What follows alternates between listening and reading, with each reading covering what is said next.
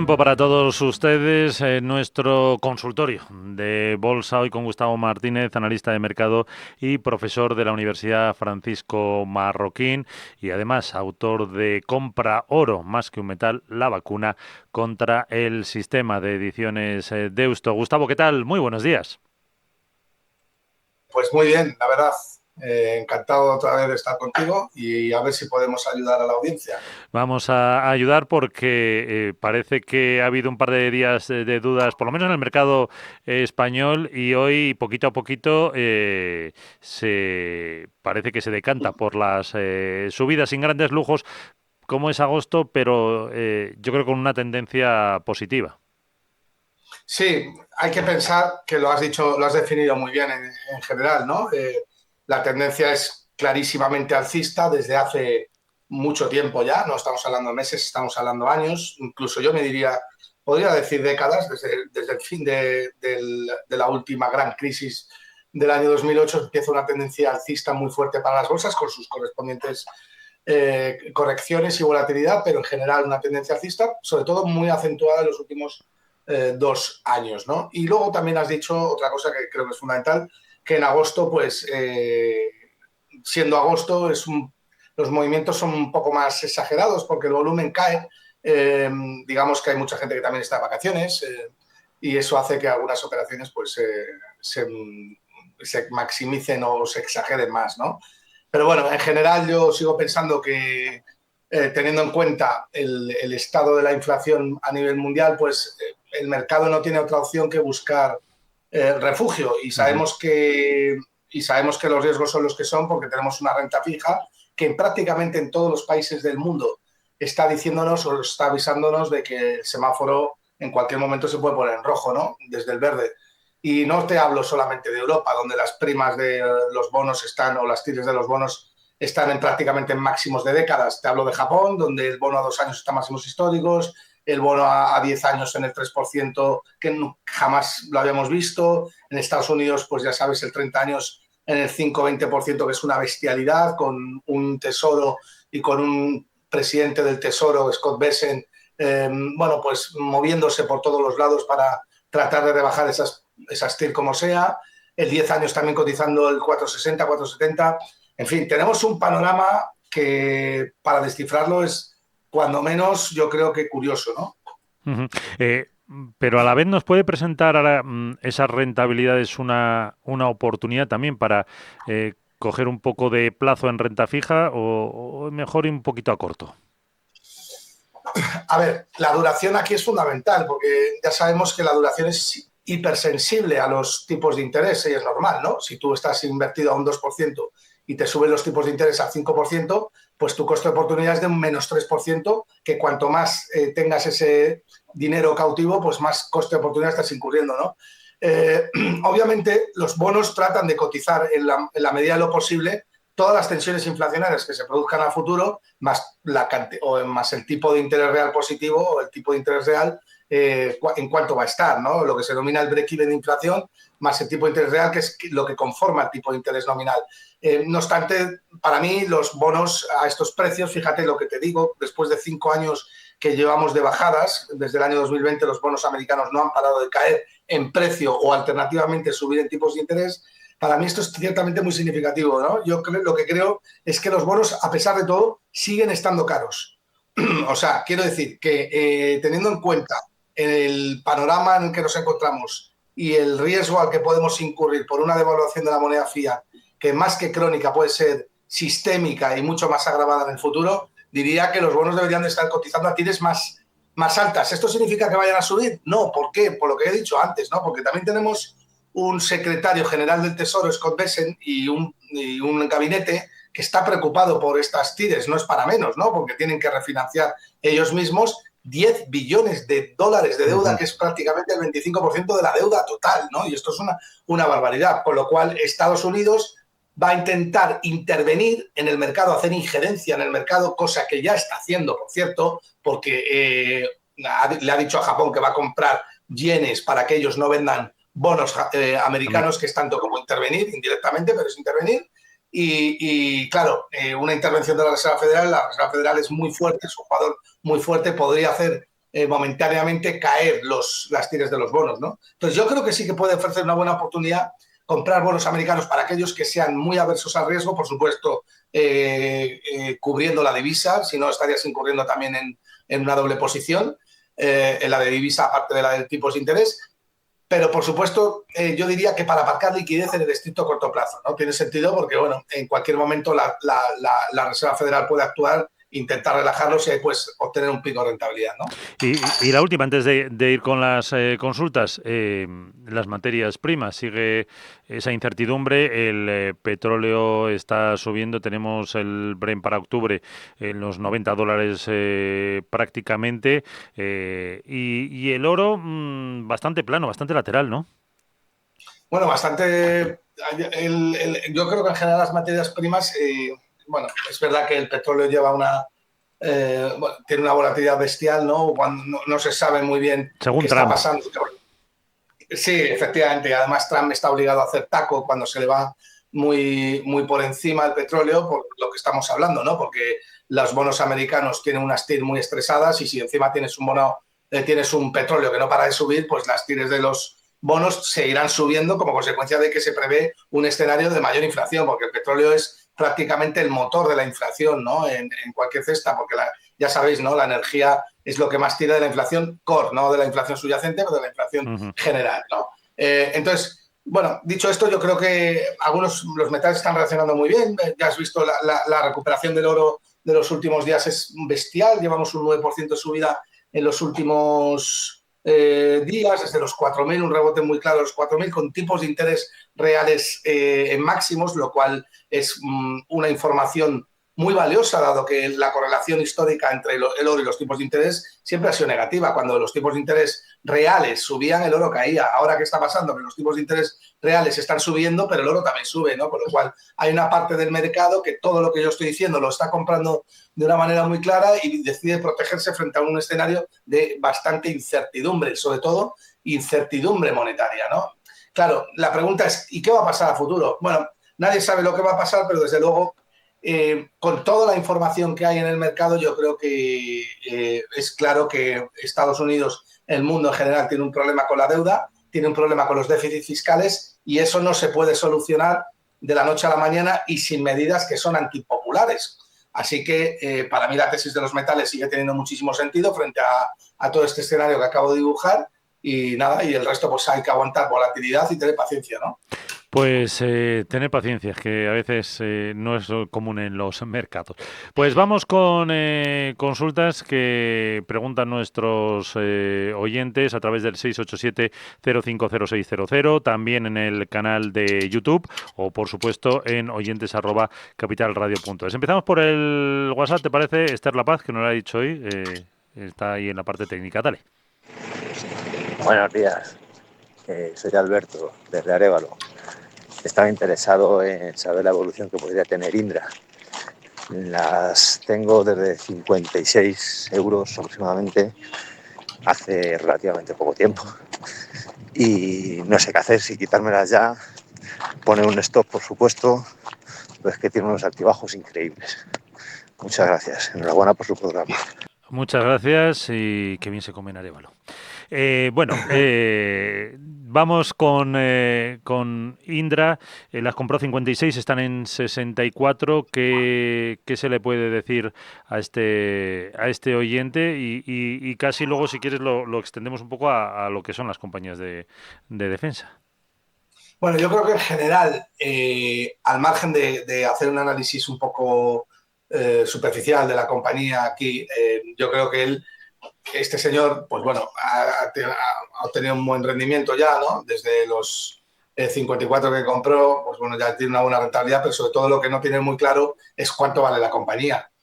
Porque claro, esa pregunta está hecha desde el punto, ¿qué hago, no? Ahora que me ha subido. Bueno, entonces no estás sabiendo lo que vale la compañía, o sea, no tienes un análisis fundamental detrás, porque si analizas la compañía y crees que puede seguir tirando y que vale 80 o 90, pues desde luego no te preguntas qué haces ahora que ha subido un poco, ¿no? Con lo cual, si no tienes un análisis fundamental detrás y no entiendes lo que vale la compañía y a los riesgos a los que se enfrenta en los próximos años, entonces si has ganado, lo mejor es salirse cuanto antes, ¿no? Yo en general creo que Indra sigue impulsada por el gasto europeo en defensa y desde luego los últimos resultados han sido muy sorprendentes positivamente, ¿no? Sobre todo en beneficios.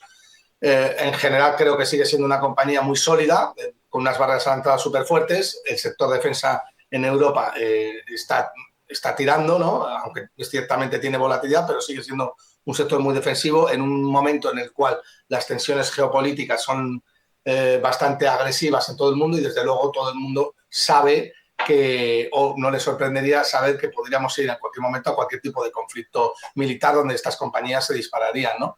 Yo creo que es un valor con momentum estructural claro. Defensa Europa, contratos como el Ispasat, el que tiene Iris 2, etcétera, pero que es cierto que con estas subidas cotiza con un menor margen que otros años, ¿no? Entonces, si no conoce el valor fundamental de la compañía y ha obtenido unos buenos rendimientos, mi consejo es que se la quite, ¿no? Pues ahí está, Indra, la compañía española que decía de defensa, pero también hace muchas más cosas. Nuria nos pregunta a través del canal de YouTube, buenos días, ¿me podría analizar el Sabadell? El sector bancario español. Creo que Sabadell, me parece que sí, estabas hablando, Miguel. No, eso digo, que está fuerte todo el sector bancario. Bueno, y Sabadell me parece que es la compañía que más, o el banco que más ha subido, si no mal recuerdo, en los últimos 10 años, o en los últimos 5 años. La subida de Sabadell ha sido bestial, creo que ha subido más que Bitcoin en sus mejores momentos, ¿no? Desde luego nos ha sorprendido a todos, ha multiplicado, mira, te lo voy a decir exactamente, desde el año 2022, pues ha multiplicado por casi 10. Imagínate, ¿no? Luego también por el otro lado ha cerrado el capítulo de TSB, que es la venta a Santander, y ha repartido un dividendo extraordinario, si no mal recuerdo, de 50 céntimos por acción. Bueno, que probablemente con ese dividendo, además de que probablemente mantenga, además tratarán de hacer nuevas recompras de acciones, pero yo creo que a estos niveles y con estas subidas está ya por encima incluso de precios objetivos, ¿no? Yo creo que todo el sector bancario ha dado todo lo que tenía que dar, que ha sido lo mayor, ya lo comentábamos en el último consultorio, ¿no? La mayor subida del sector bancario que se ha producido en la historia, la hemos vivido en los 3 últimos años, que además ha cogido a todo el mundo a contracorriente, ¿no? Pero piensa que en un escenario donde, o podemos pensar que en un escenario donde las tires de los bonos siguen subiendo, esto significa que los precios están bajando y la banca mediana puede sufrir muchísimo frente a un escenario adverso de tensiones de liquidez en el sistema, en la renta fija, ¿no? Esto no debería sorprender a nadie, que una subida de tipos de interés pudiera hacer sufrir muchísimo a los bancos, más allá de lo que muchos piensan, que la subida de tipos de interés puede producir beneficio. En el balance no, en el balance puede tener riesgos de solvencia los bancos, ¿no? Y sobre todo la banca mediana, como es el caso del Banco Sabadell. Así que yo, ahora mismo, después de todo lo que ha subido ya, desde luego tendría prudencia, ¿no? Bueno, creo que tienen un buen momentum en cuanto a remuneración al accionista y disciplina del capital, y eso siempre es positivo, pero ya os digo, ¿no? Como banco y banco mediano depende mucho de los tipos y del pulso general de la banca en España, ¿no? Sí. Iba a ir al correo electrónico y es que justo, no sé si es una empresa que pueda seguir, pero es que hay, Adam nos pregunta a través del correo electrónico e Israel también a través del chat de YouTube por una empresa que es del Nasdaq que se llama Rocket Lab. El ticker es RKLB. Rocket Lab. Sí, es una empresa, pues ahora está cayendo un 7% en el fuera de hora, y es que me resulta curioso porque son dos empresas, o sea, dos consultas por la misma empresa de diferentes oyentes. Entonces, a ver si la ves un poco. Sí, o sea, no tengo ni idea de la compañía, para ser honesto, en cuanto a fundamentales, porque no la he visto. Sí que es verdad que la tenía en el radar porque he leído por ahí, bueno, es un activo bastante estratégico de defensa. Sí, fíjate, estoy leyendo, se fundó en 2006 en Long Beach, se dedica sobre todo a servicios de lanzamiento para la industria espacial y de defensa. O sea, todos los componentes para poder lanzar un cohete. Bueno, yo creo que es la tipificación de crecimiento, ¿no?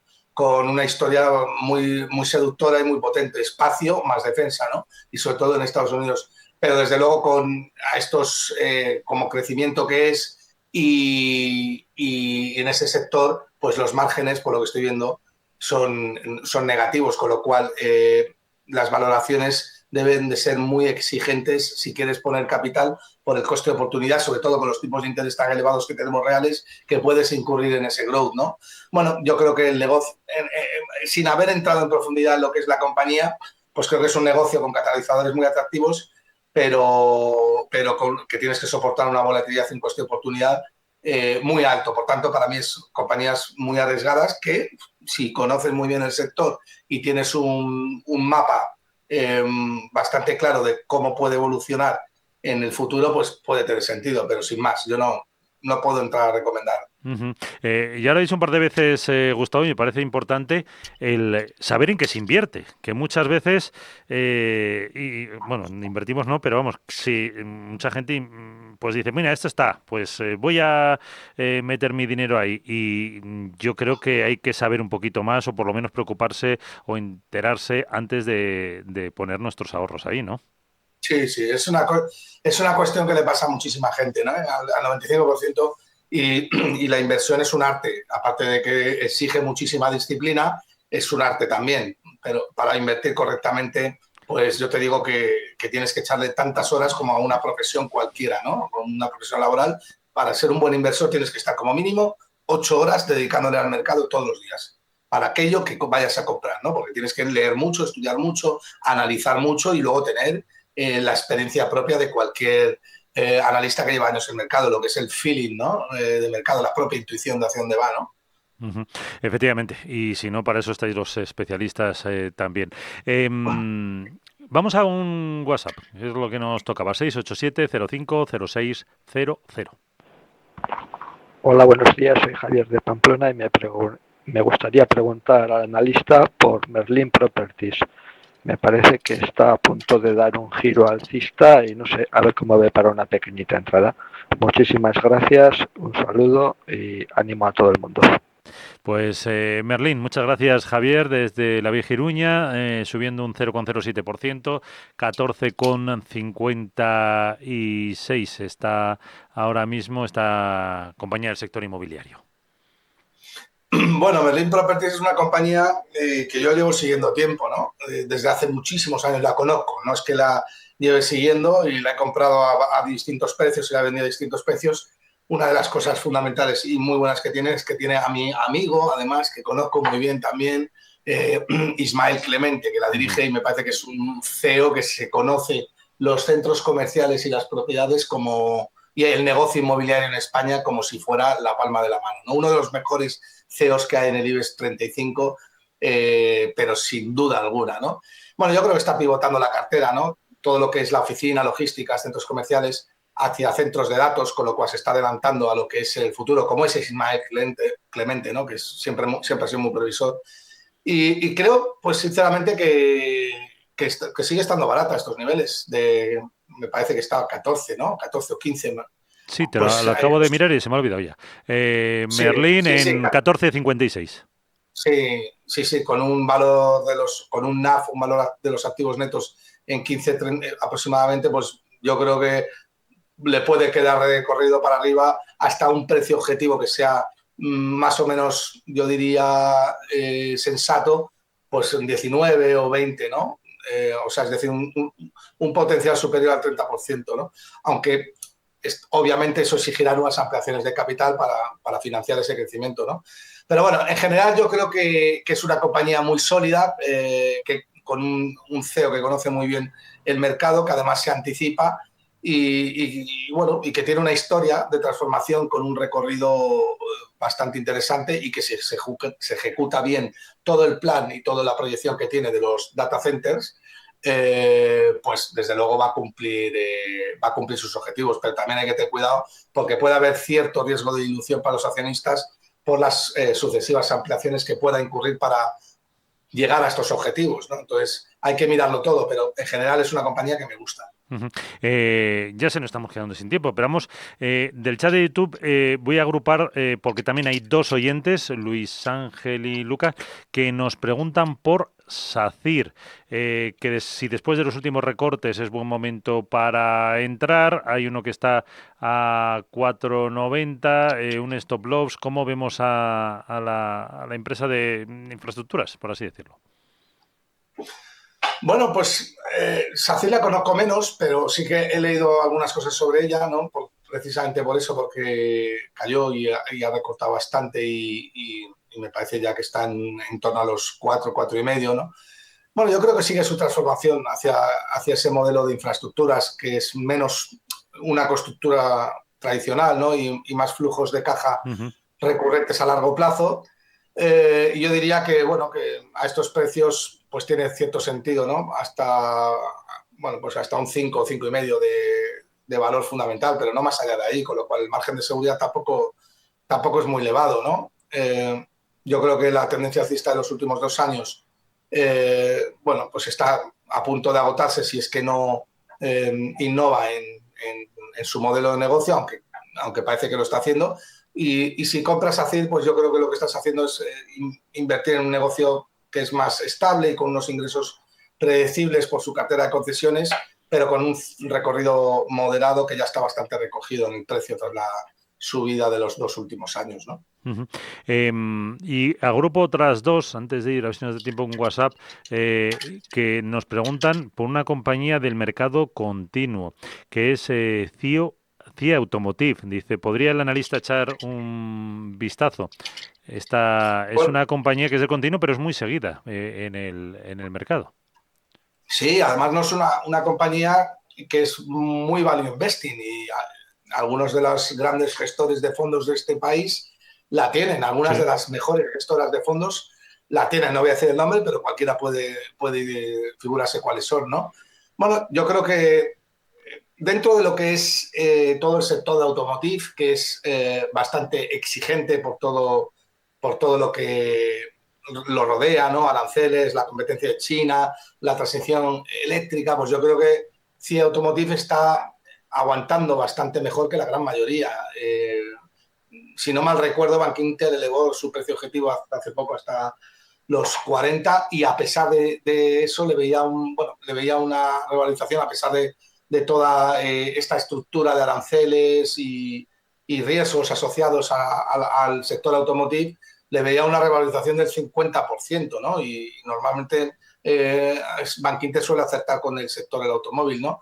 Bueno, yo creo que es una acción que, como he dicho al principio, es del tipo value investing, es decir, que lleva infravalorada por el mercado bastante tiempo y que, bueno, la podríamos definir como quality dentro del sector automotive y que, teniendo en cuenta que el sector automotive es un sector muy cíclico y muy castigado. Así que dentro de ello, pues me parece que tiene bastante más sentido que otras compañías que están cotizando a comparables más elevados, ¿no?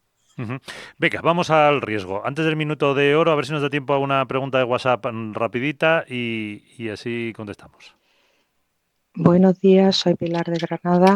Tengo Oracle desde la semana pasada y quería saber si me lo podían analizar con soporte y resistencia para el corto plazo. Gracias, un saludo. Un saludo. Pues a ver si nos da tiempo rápido antes del minuto de oro a Oracle. ¿Qué le podemos... dicho, Miguel? Oracle.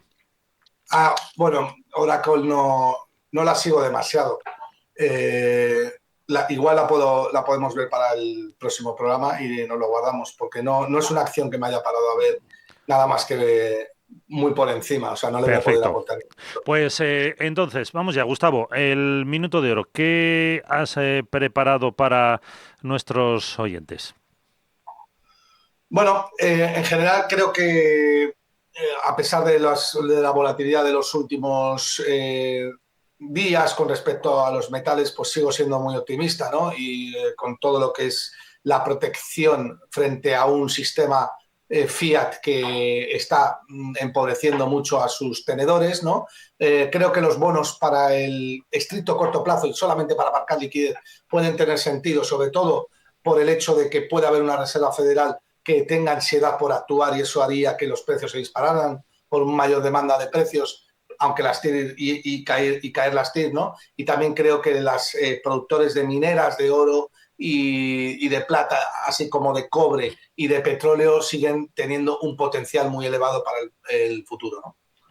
Pues con eso nos quedamos. La recomendación que nos deja Gustavo Martínez, analista de mercado, profesor de la Universidad Francisco Marroquín y autor de esa Biblia del oro, compra oro, más que un metal, la vacuna contra el sistema, que además, como recordaba yo, el prólogo es de Daniel Lacalle, editado por Deusto. Muchísimas gracias por acompañarnos estos minutos, que tengas un feliz día y Gustavo, hasta la próxima.